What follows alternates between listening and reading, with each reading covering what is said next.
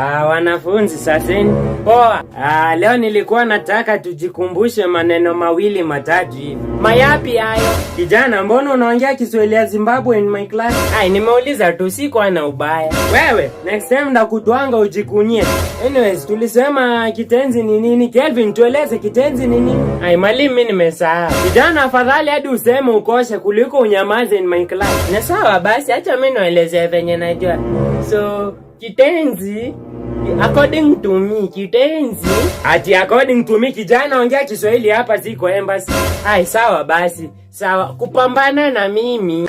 Kupambana tena. Kwani according to me kwa Kiswahili ni kulingana na mimi. Sawa basi, Kiswahili inakuanga ngumu. Anyways, kitenzi kulingana na mimi. Kitenzi ni kitu imetense. Kitenzi ama kijana, by any chance do you smoke anything? Yes. Una smoke nini? I smoke oxygen. I think inakuaffect. Kijana, I think you belong to Neptune. Okumba, tuambie kitenzi ni nini? Wewe miss nieleza, miss Jumi nimesahau. Sasa unamaanisha ingekuwa kwa mtihani ungeacha hivyo?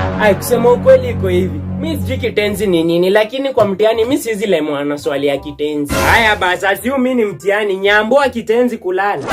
Nyambua. Miss Jessica yo mwalimu, kusema ukweli. Waambia tu mwenye alinyamba yo kitenzi ya nyambua.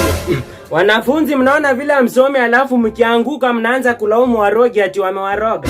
Mwalimu sikiza, si ati ni hivyo. Sasa kusema ukweli, story ya kunyambua minyambo, story ya kunyambua kitenzi inatoka wapi na si ati tunasomeanga kwacho? Sasa mimi unaniuliza kwani ni mimi niliinvent Kiswahili? Pia wewe basi tuulize maswali kama ujui mali zimetoka.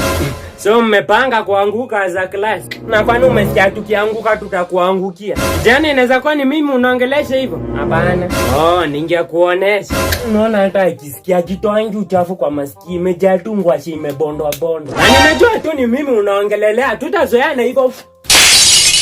Spendi ujinga wanafunzi, tukutane next lesson na nakuja na fimu. Na nyorosha mshangae.